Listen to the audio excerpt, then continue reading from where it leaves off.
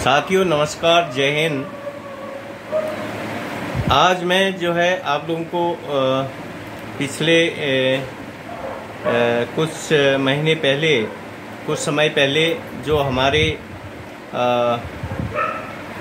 जो अरेसा शिलोंग DGR शिलोंग से जो हमारे असम राइफल भूतपूर्व सैनिकों को मिलने वाला अरेसा से जो ऐड मिलता है, अनुदान मिलता है, जैसे ओल्ड एज ग्रांट है, DG साहब ने उसको बढ़ाकर 25,000 से बढ़ाकर 35,000 कर दिया। इसी तरह से और भी अलाउंस जो ऐड मिलते हैं, अनुदान, वो बढ़ा दिए हैं। और इसकी मैं सारी जानकारी दूंगा आपको अंत में। और इसके अलावा जो 18 जून को हमारे DG साहब का जो देहरादून में विजिट था, अरेसा और अरेवा के भूतपूर्व सैनिकों को उन्होंने संबोधित किया, उनका सैनिक सम्मेलन लिया, तो वो एक वीडियो हमारे पास आया था, लेकिन DG साहब की उसमें आवाज़ जो है उतनी साफ नहीं आ रही थी।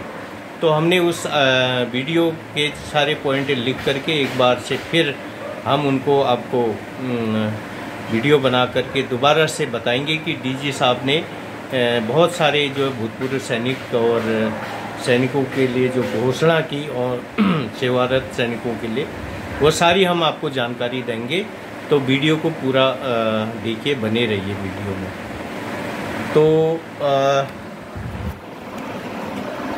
तो DG साहब ने, ये हमारे DG साहब हैं, और DG साहब ने जो है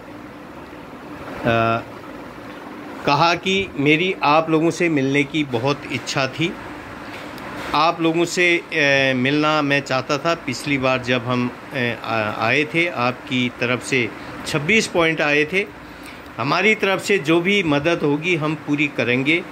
मुझे खुशी हो रही है कि मेरे साथ कार्की साहब आए हैं। कार्की साहब जो कि अरेसा शिलोंग में डायरेक्टर हैं, अरेसा ऑफिस में। उन्होंने ये सारे पॉइंट एड्रेस किए हैं। जैसा कि साहब ने कहा कि DG साहब काफ़ी बिजी हैं, उनके पास समय नहीं है, लेकिन उन्होंने ये गलत कहा। मैं आपको बताना चाहता हूं कि मेरे पास आपके लिए काफ़ी समय है। मैं यहां से तब तक नहीं जाऊंगा जब तक आप नहीं कहोगे। DG साहब ये कह रहे हैं, हमारे साथ जो है डॉक्यूमेंटेशन के लिए DGR शिलोंग से एक टीम आई है। यह टीम जो है तब तक नहीं जाएगी जब तक आप इनको सारे पॉइंट नहीं दे देते हैं। मुझे बताया गया है कि कुछ सैनिक यहाँ पर नहीं आ पाए, भूतपूर्व सैनिक कि असम राइफल के, क्योंकि उनके पास समय नहीं था, और कुछ को जानकारी देर में मिली। लेकिन किसी हालत पर भी उनके ये सारे पॉइंट पहुँचने चाहिए उनके पास। हम प्रयास करेंगे 1 महीने के भीतर सारी समस्या, सबकी समस्या का समाधान किया जाएगा। और समाधान करने के लिए महत्वपूर्ण चीज़ होती है डॉक्यूमेंट्स। जो डॉक्यूमेंट्स हम मांगते हैं वो डॉक्यूमेंट्स हमारे पास नहीं पहुंचते हैं, इसलिए समस्या का समाधान समय पर नहीं हो पाता है। मैं अरेसा के डायरेक्टर कार्की साहब को यह कहकर जाऊंगा कि आप लोगों की समस्या का समाधान यदि किसी का कोई भी करने के लिए जो है डॉक्यूमेंट नहीं मिलता है, तो मैं आपसे वादा करता हूं कि हमारी तरफ से जो भी जायज़ मदद होगी हम पूरी करेंगे, मदद करेंगे। मैं आप लोगों को की समस्या के समाधान के लिए उत्तराखंड के जो गवर्नर साहब हैं उनसे मिल रहा हूं, और समय मिलने पर मैं उत्तराखंड के CM साहब से भी मिलूंगा। उनसे मेरा मिलने का एक उद्देश्य है, जो उद्देश्य है कि सुविधा जो उत्तराखंड गवर्नमेंट की तरफ से आर्मी, नेवी, एयरफोर्स को मिलती है, वह सुविधा असम राइफल के भूतपूर्व सैनिक को भी मिलनी चाहिए, क्योंकि Assam rifle MOD operational commanded force है। मैंने पहले भी इस संबंध में बात की है, लेकिन उन्होंने क्या विचार किया है, मैं परसों उनसे मिलने के बाद वो डिसीजन जो भी उन्होंने लिया है होगा, मैं यहाँ बताकर चले जाऊँगा। DG साहब ने आगे कहा, मैं यहाँ जब भी आता हूँ मैं यह बात आपको बताना चाहता हूँ कि राष्ट्र और संस्था के हित में सर्वोपरि रखते हुए जो आप लोगों ने कार्य किया है उसे हम भूल नहीं सकते हैं। जैसे डीजी साहब ने आपको आगे बताया कि आज का जो सैनिक है कल का भूतपूर्व सैनिक होगा, इसलिए सबको कभी न कभी इस स्टेज पर पहुंचना होता है। मेरा समय भी अब बहुत कम है। डीजी साहब ने कहा मेरा भी 1 ही साल बचा है, मैं जाऊंगा, फिर कोई दूसरा नया डीजी साहब आएंगे, यह सिलसिला चलता रहेगा। और हमारी कोशिश प्रयास ये रहेगा कि जितनी भी हम आपकी मदद कर सकते हैं हम करते रहेंगे। तो डीजी साहब ने आगे कहा कि हमने भी कुछ पोर्टल खोले हैं, बनाए हैं, दूर दराज क्षेत्रों में जो रहते हैं उनको परेशानी न हो, इसके लिए हमने एक हेल्पलाइन भी खोल रखी है, उसमें आप अपनी समस्या बता सकते हैं। एक ऑनलाइन हेल्पलाइन भी है, किसी भी समय आप फ़ोन करके हमें ऑनलाइन से बता सकते हैं। जो भी जायज़ समस्या होगी उन्हें हम दूर करेंगे। और डीजी साहब ने आगे कहा मेरा अगला पॉइंट है भर्ती के बारे में। दरअसल हमारे पास कुछ वैकेंसी आती है जिसमें कुछ हमने पूरी कर ली है, लेकिन कुछ वैकेंसी अभी बची है। हमारे बच्चों में एक समस्या नज़र आ रही है, या तो हमारे बच्चे कमज़ोर हैं या फिर कुछ ना कुछ उन्हें मेडिकल में प्रॉब्लम है। एक बात मैं आपको ज़रूर बताना चाहता हूं कि यहाँ पर लाने से पहले बच्चों को एक बार ज़रूर चेक कराना चाहिए, जांच करानी चाहिए, क्योंकि जो बच्चे निकलते हैं उनमें कोई ख़ास प्रॉब्लम नहीं होती है। और इसलिए भर्ती में लाने से पहले उन्हें पूरी तरह तैयार करना चाहिए, क्योंकि बच्चे का पूरा नहीं तो फिर साल खराब होता है।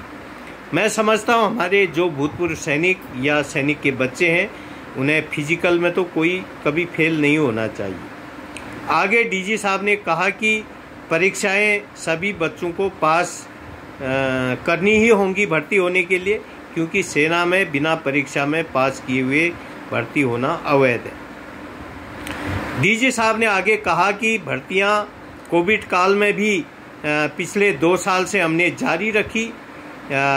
हालांकि होम मिनिस्ट्री के अंदर कई फोर्स के अंदर जैसे सीआरपी, बीएसएफ, आईटीबीपी इत्यादि में कोविड काल में भर्ती पर रोक लगा दी थी, बंद कर दी थी भर्ती, लेकिन असम राइफल में हमने भर्ती जारी रखी। डीजी साहब ने कहा कि क्योंकि असम राइफल को भर्ती की सख्त ज़रूरत है, जिस कारण से पलटन में जो भी जवानों की डिफिशिएंसी है वो अब लगभग पूरी हो गई है। जब मैं असम राइफल में आया था तब हर यूनिट में 140 से 200 तक की जवानों की डिफिशिएंसी थी, कमी थी, लेकिन यह घटकर अब आधी हो गई है। यह खुशी की बात है, यानी कि वैकेंसी साहब ने भर्ती करके पूरी कर ली है। और आने वाला समय डीजी साहब ने कहा मैं जून या जुलाई तक हम सारी वैकेंसी फिलअप कर लेंगे। डीजी साहब ने आगे कहा कि असम राइफल काडर ऑफिसर के संपर्क में हर काडर ऑफिसर के संपर्क में 4-5 वीर नारियां होनी चाहिए और यह डिटेल देहरादून अरेसा को देना है। डीजी साहब ने आगे कहा कि हमने एक चीज़ और शुरू की है, हर यूनिट में जो भी जवान शहीद होते हैं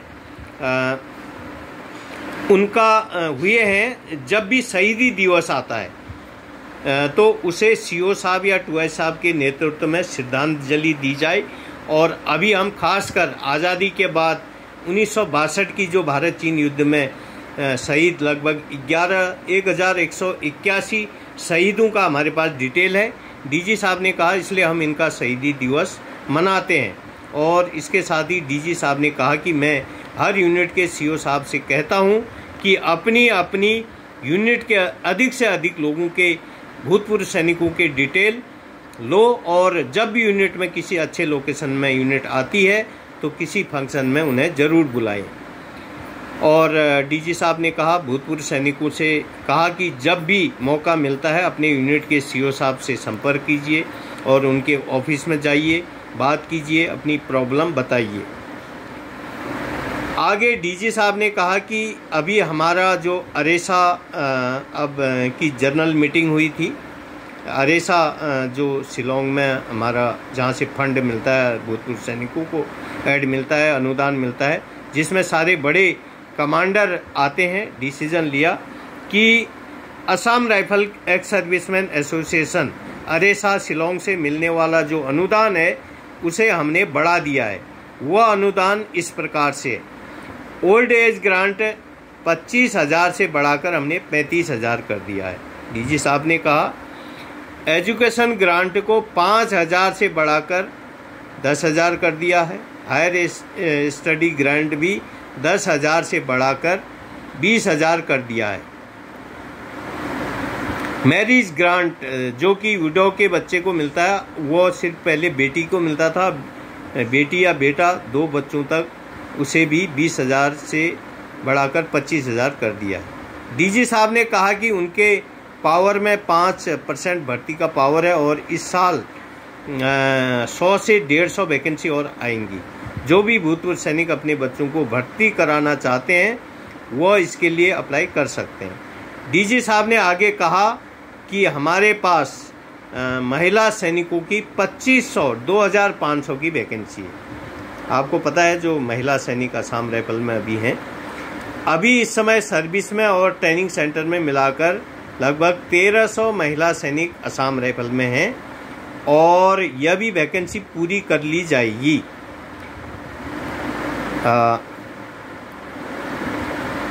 डीजी साहब ने कहा, आगे बताया कि अभी असम राइफल के 5 बटालियन और खोलने के लिए हमने प्रपोजल दिया है, क्योंकि मणिपुर में जो केस चल रहा है उसमें सुरक्षा की और ज़्यादा ज़रूरत है।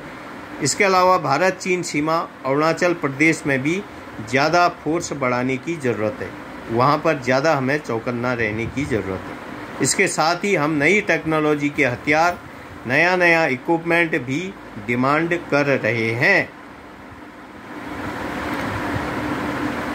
और इसके अलावा नई डिवाइस जैसे नाइट विजन, नई ब्लड प्रूफ जैकेट इत्यादि का भी हम डिमांड कर रहे हैं, जो कि आउट पोस्ट में जो आतंकवाद क्षेत्रों में नाइट विजन देखने में बहुत अच्छा काम करते हैं। इसके बाद डीजी साहब ने सभी असम राइफल के भूतपूर्व सैनिकों को, दूर दराज से आए हुए जो सैनिकों को, भूतपूर्व सैनिकों को धन्यवाद देते हुए भूतपूर्व सैनिक सम्मेलन को जय हिंद कहते हुए समापन किया।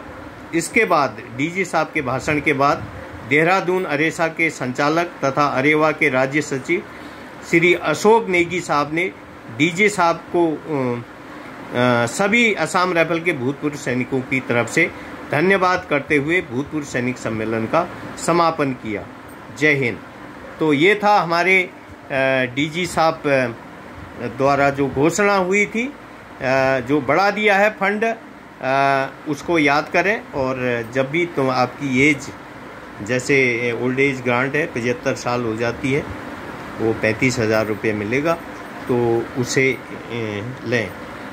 तो आज के लिए इतना ही। वीडियो को पूरा देखना और लाइक, सब्सक्राइब, शेयर करना और अपने कमेंट भी उसमें लिखना कि जो भी कमेंट्स हैं उसमें लिख के दिखाना, ताकि हम उन कमेंट्स के ऊपर कोई जो भी वीडियो बनाना हो तो हम वीडियो भी उसमें बनाएंगे। तो आज के लिए नहीं, धन्यवाद।